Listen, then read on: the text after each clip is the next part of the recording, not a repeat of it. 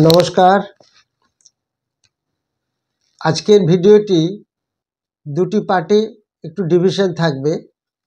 प्रथमेर एकटी पार्ट थाकबे आमादेर फाइनान्स मिनिस्टार निर्मला सीतारमण जे इलेक्ट्रिक भेहिकल्स बा विभिन्न धरनेर कमोडिटिर उपर जा जा टैक्स आरोप करेछेन जीएसटी सेगुलिर उपर आमरा आलोचना करब एबं जेटा निये अलरेडी मार्केटे एकटा भालो आलोड़न पड़ेছে। সেই निर्मला सीतारमण जी की बोलेছেন সেগুলি আমরা জানবো। এটা একটা পার্ট থাকবে এবং আরও একটি পার্ট থাকবে নতুন আরেকটি স্টক এক্সচেঞ্জ আমাদের দেশে তৈরি হলো।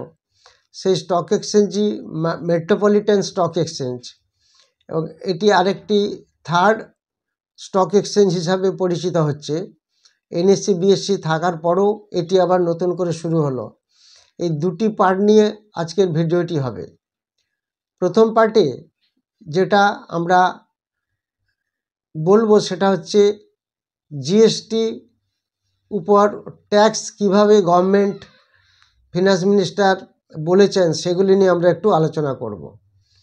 যেমন যেগুলি ইলেকট্রিক ভেহিকলস বা যেগুলি ইউজড কার্স তার উপর निर्मला सीतारमण जी हमारे फिनांस मिनिस्टर की बोलेছেন সেটা আমরা একটু শুনে নেব।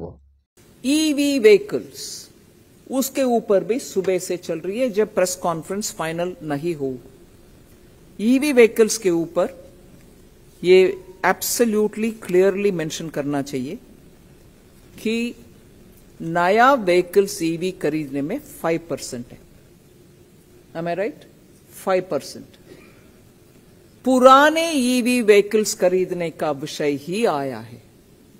We want to promote EV. GST Council is in favor of EV. Nobody is stopping people from buying EV. मगर used EV खरीदने के समय एक व्यक्ति दूसरे व्यक्ति को सेल करेगा तो कोई नहीं है उसमें। The same thing as 5%. No GST. Sorry. Used EV, an individual selling to another individual, no GST.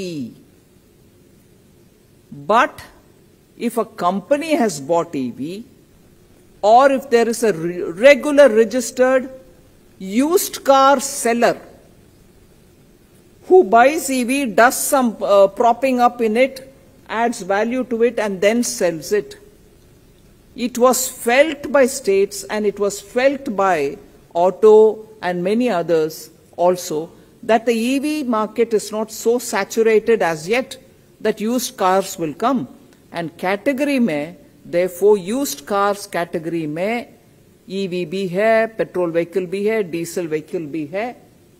And I like to highlight this point to you.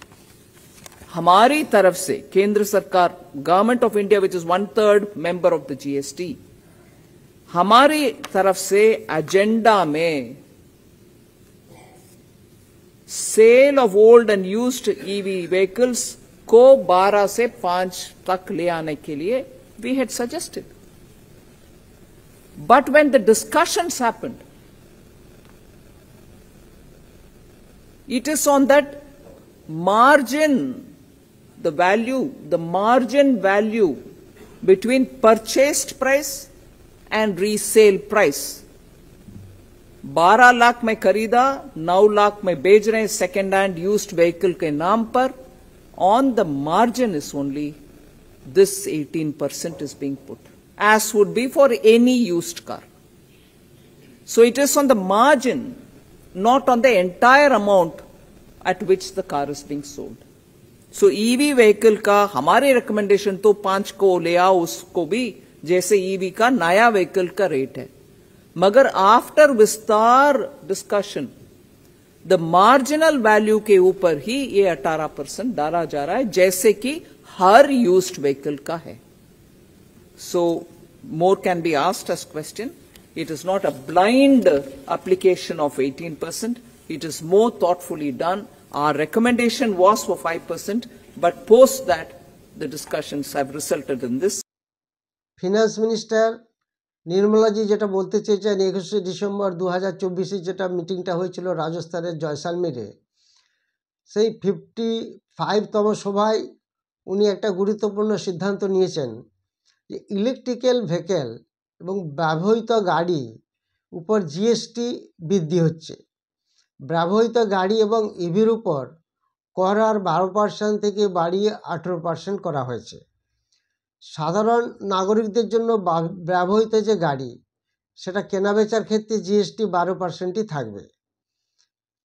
Ultimately এটা একটা অনেকের কাছেই কনফিউশন হিসাবে থেকে যাচ্ছে। সেই কনফিউশনটা কি, যে কি 12% কি 18% কি হলো, সেটা সম্বন্ধে আমি একটু এক্সপ্লেনেশন করে দিচ্ছি। তারপরেও যদি আপনাদের বুঝতে কোনো রকম অসুবিধা হয় আপনারা কমেন্ট সেকশনে বলবেন, সেটা আমি আবার পরের ভিডিওতে ডিটেলস বলে দেবো। যেমন ধরুন কোনো একটা ইলেকট্রিক্যাল ভেহিকেলস যেটা কোম্পানির কাছ থেকে পারচেস হচ্ছে তখন জিএসটি নেওয়া হয় 5%। এবার এটা যখন ইউজড হয়ে গেল, ইউজড হওয়ার পর সেটা যদি যে পার্সন কিনেছে উনি সেই পার্সন আরেকজন পার্সনকে যদি বিক্রি করেন এই ইউজড কারটা অর্থাৎ সেকেন্ড হ্যান্ড কার, সেটার উপর কোনো ট্যাক্স লাগছে না।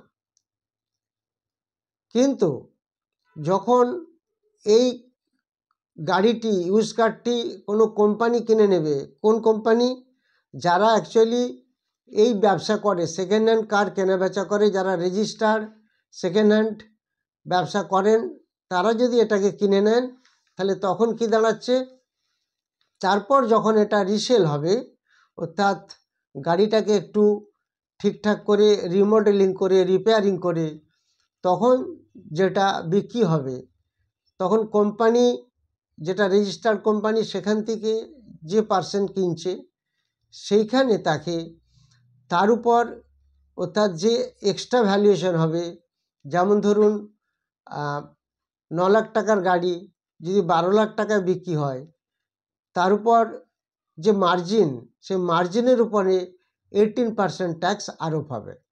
এটা হলো মেন এই ব্যাপারটা, যে ইউজড কারের উপর কিভাবে ট্যাক্স আরোপ করা হচ্ছে। সেটা ইলেকট্রিক ভেহিকেল হতে পারে, পেট্রোল চালিত গাড়িও হতে পারে, ডিজেল চালিত গাড়িও হতে পারে, প্রত্যেকের ক্ষেত্রে একই থাকবে। এছাড়া বিভিন্ন ধরনের প্রি প্যাকেজড আরও বিভিন্ন কমোডিটির উপর ট্যাক্স আরোপ হয়েছে, সেগুলি বিভিন্ন রকম হয়েছে। সেটা যেমন পপকর্নের উপর হয়েছে, সেগুলি নিয়ে আমি ডিটেলস যাচ্ছি না, সেগুলি অলরেডি আপনারা আগের একটা ভিডিও দিয়েছিলাম, দেখে নেবেন। পপকর্নের উপর কতটা কি করা হয়েছে সেগুলি আপনারা দেখে নেবেন।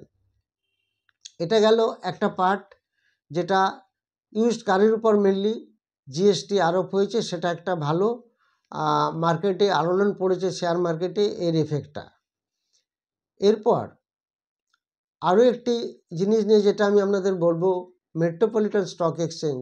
सर लेकिन लोग इसके लिए स्टॉक के प्राइस में सर्च देखने को मिला कि बहुत ज़्यादा स्ट्रेटेजिक है। अगर आप देखें तो जो 240 करोड़ रेस किया, ये इन्होंने रेस किया है जीरोदा से, शेयर इंडिया सिक्योरिटीज से, ग्रो से और एक और फैमिली ऑफिसेज और है वहाँ से इन्होंने रेस किया है। लेकिन अगर आप जीरोदा और ग्रो का बेस, यूजर बेस निकाल के देखें तो बहुत मैसिव हो जाता है। ग्रो तो नंबर ऑफ अकाउंट्स के मामले में नंबर 1 चल रहा है, Zerodha number of trading volumes के लिहाज से नंबर 1 चल रहा है, और शेयर इंडिया सिक्योरिटीज पे अगर आप देखें तो एल्गो प्लेटफॉर्म के जरिए काफी सब्सटैंशियल वॉल्यूम जनरेट करता है। एनएससी की तो ओवरऑल काफी ज्यादा वॉल्यूम्स है, लेकिन इसमें भी 6-8% का जो है ऑप्शंस की जो वॉल्यूम होता है, इसमें मार्केट शेयर है शेयर इंडिया सिक्योरिटीज का।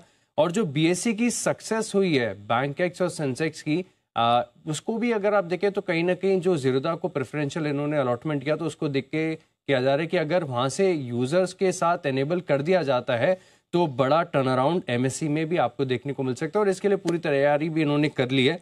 SX40 ये इनका जो इंडेक्स है, अब इसकी जो वीकली एक्सपायरी है ये आपको गुरुवार की जगह शुक्रवार को देखने को मिलेगी।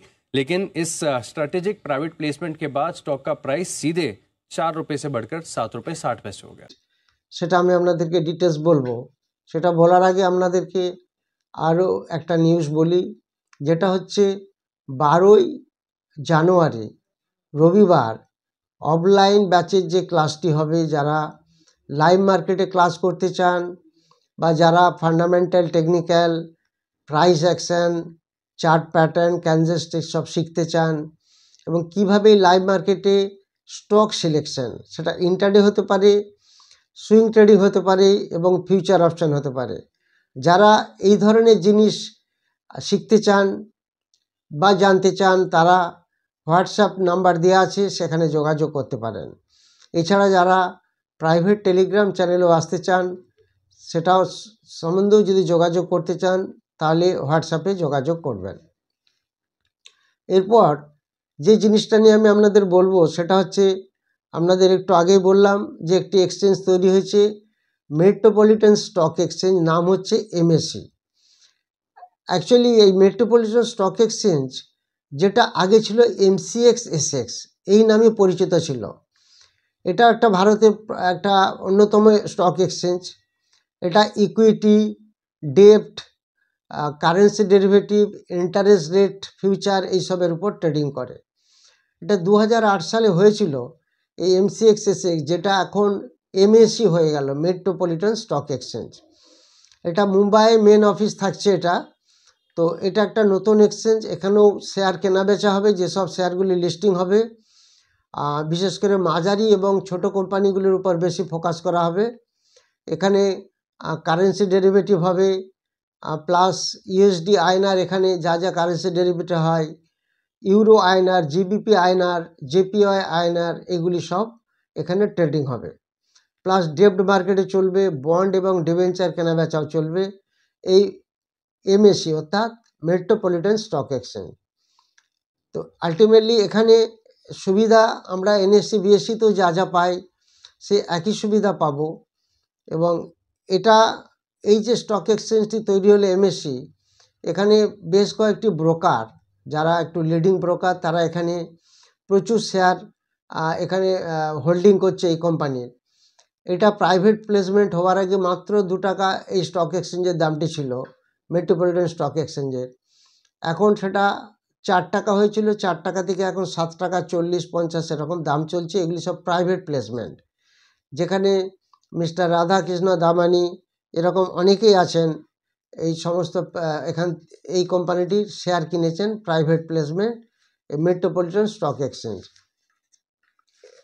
বড় বড় যারা ইনভেস্টার তারা এখানে এই সব শেয়ারগুলি কিনেছেন এই স্টক এক্সচেঞ্জ।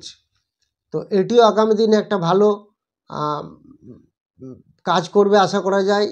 যেমন এখানে SX40 এখানে একটি ইন্ডেক্স আছে, এটা ফ্রাইডে এক্সপায়ারি হবে এবং উইকলি এক্সপায়ারি হবে। তো এখানে নিমেশ সাহা এখানে প্রায় 9 কোটি শেয়ার কিনেছেন, রাধাকৃষ্ণ দামানি 11 crore কিনেছেন, M6-এর কাছে 33 crore শেয়ারস আছে, বালাচন্দ্রজির কাছে 27 crore এরকম শেয়ার আছে। এগুলি হচ্ছে প্রাইভেট প্লেসমেন্ট হয়েছে। তো এই কোম্পানিটি ন্যাশনাল এনএসসি বিএসসি ছাড়াও আরও একটি বড় অংশ দখল করছে, যেটা আস্তে আস্তে লিমিটেশনটা বেড়ে যাচ্ছে বিভিন্নভাবে। এবং এটা ফিউচারেও কাজ করবে, অপশানেও কাজ করবে, এবং ইন্টারন্যাশনাল যে এক্সচেঞ্জগুলি আছে তাদের সাথেও একটা গ্লোবাল ট্রেডিং একটা অলরেডি কাজ চলবে। এই এমএসসির অফিসিয়াল ওয়েবসাইটও দেওয়া আছে, সেটা আমরা দেখতে পারি। এটার সম্বন্ধেও যদি আরও কিছু আপনাদের জানার থাকে তাহলে আপনারা কমেন্ট সেকশানে আপনারা জানাতে পারেন। আর যদি কোনো স্টকের সম্বন্ধে জানার থাকে যেটা আমি এই ভিডিওতে দিতে পারলাম না, সেগুলি আপনারা পাঠাবেন, সেগুলি আমি বলে দেবো। প্লাস যারা 12 জানুয়ারি ব্যাচে ক্লাস করতে চান এবং একটি অনলাইন ব্যাচে শুরু হবে, আমি ডেটটা ডিক্লেয়ার করে দেবো। প্লাস একটি ক্রিপ্টোকারেন্সির আরও একটি ব্যাচ শুরু হবে, সেগুলি আমি ডেটটা বলে দেবো। তারা হোয়াটসঅ্যাপ চ্যানেলে যোগাযোগ করবেন। Thank you very much for watching my video.